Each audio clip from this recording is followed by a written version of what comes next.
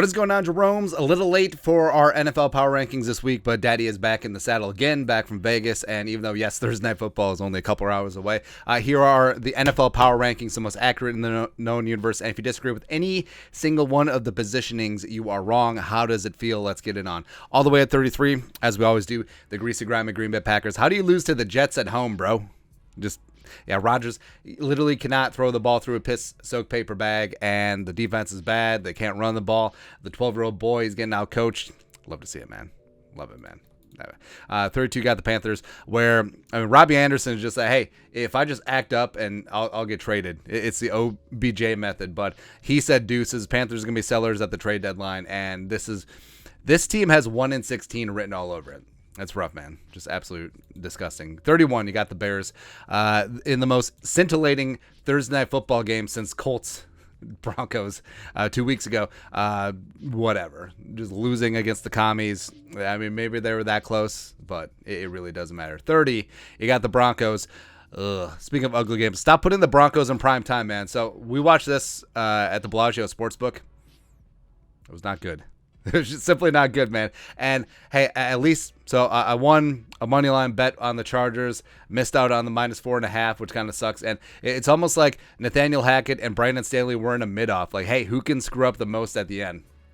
Or who wants to win this game the least? But yeah, Broncos country, not so much. 29, you got the Texans on bye, 1-3-1, not getting it done.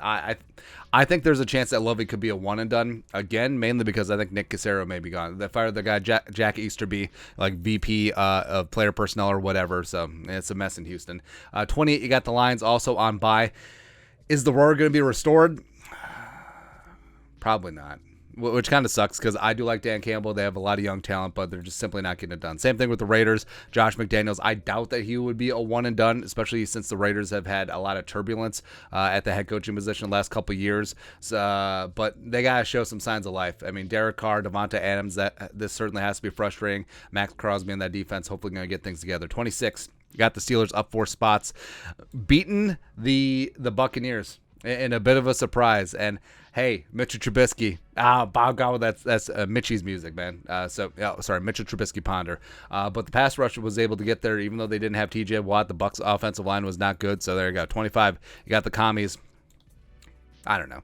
I don't believe in this Washington team at all.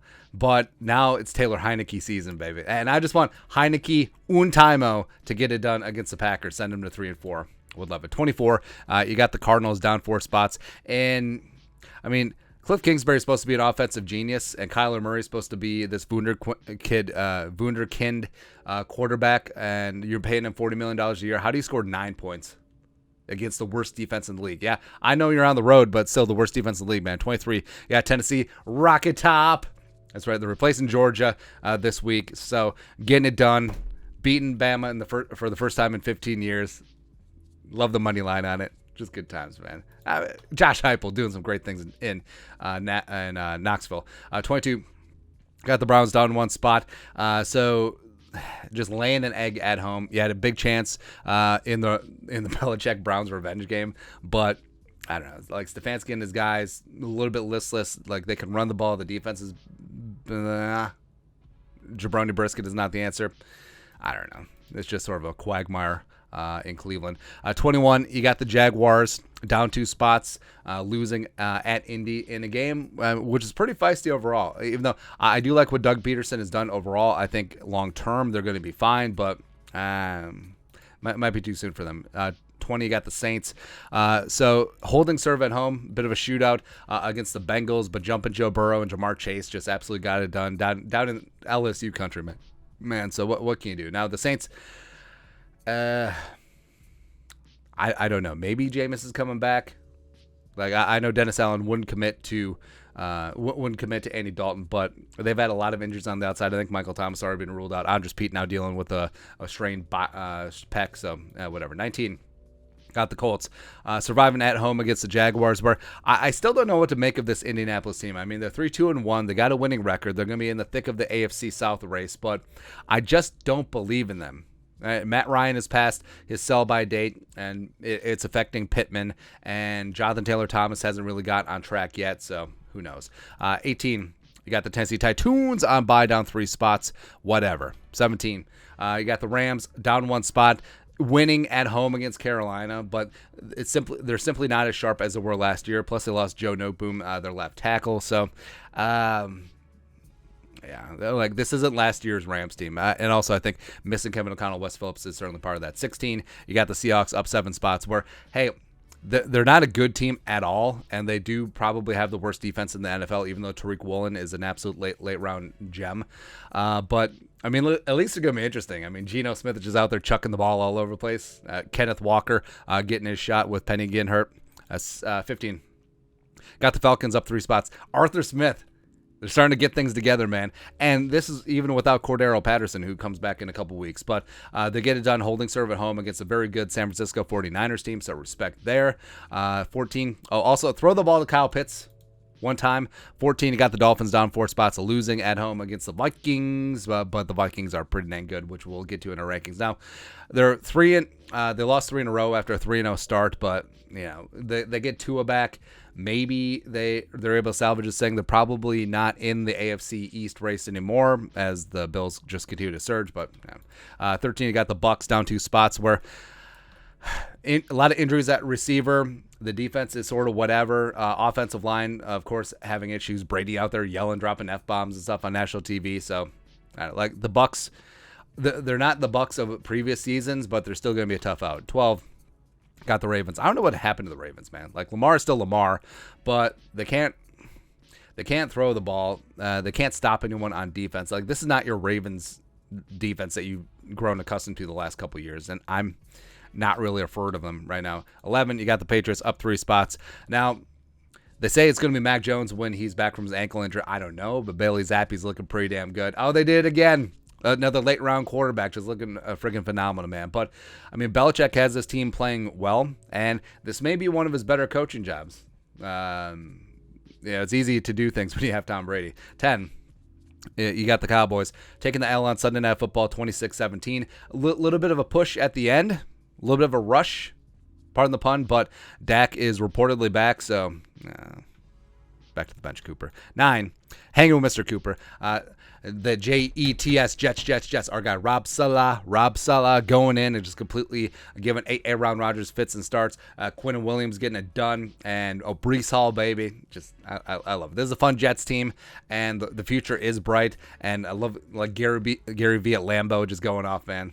It's cool, man. 8. You got the Bengals up 4 spots. I mean, Joe Burrow and Jamar Chase. They love the Superdome. They love New Orleans. They love Louisiana. That's right, going down representing. 7, got the Niners. I'm not too worried about the Niners. I mean, they're old school throwback style. They just didn't get it done on the road against the Falcons, but I think that's more about the Falcons. But is Jimmy G going to be a limiting factor on this offense? Yes, even though they just want to run the ball. Jeff Wilson didn't have a good day, put one on the turf. But that defense is still legit, probably the best in the league. 6. Got the Chargers up 3 spots where it's just more outlasting. Like, there's nothing really impressive about that win against the Broncos, but I don't know. Maybe some of the injuries are starting to catch up, you know, the whole Bosa, Slater, etc. 5, Austin Eckler's really good, though. You got the Giants, the G-Men up 2 spots, coming back and beating the Ravens at home. So, I mean, they're a plucky bunch. Brian Daboll's got them playing really well. Daniel Jones starting to come around. Saquon is still a monster. That pass rush is starting to be legit. So I don't think the Giants are there yet, but they're getting there. Like to see that. 4, you got the Chiefs losing the big-time heavyweight matchup at home to the Bills 24-20. Mahomes throws a pick on the final drive, which... you know, but the Chiefs aren't going away. 3, you got the Vikings up 1 spot, getting it done down in South Beach. We're going to Miami. And also, the Vikings' only loss is against the only remaining undefeated team. So, and the fact that they haven't really played a full game yet, like the offense, we've seen flashes. Defense, we've seen flashes. Special teams has been really good, but they haven't really put it together quite yet. So they're learning on the job. It's a competitive rebuild, and the Vikings are still doing it, baby. 2, you got the Eagles down 1 spot where, you know, they put the bang thing on the Cowboys early, sort of let Dallas creep back in, but then they closed the door. I mean, this Philly team is tough. A couple of injuries really starting to pile up. But I think overall Philly is going to be dangerous. I love Jalen Hurts. Love the way that he's playing this year. Nick Sirianni, I think, embodies the attitude. of Philly. So it's a good marriage there. Lastly, number one, I got the Bills. Going on the road into Arrowhead and getting that win there. Now, will they have to do it? Well, they're trying to avoid having to do it in the playoffs, so they're trying to have everything run through Orchard Park, but we'll see there. But Josh Allen's still playing at an MVP level, and, I mean, there's really nothing else you can say about that, man.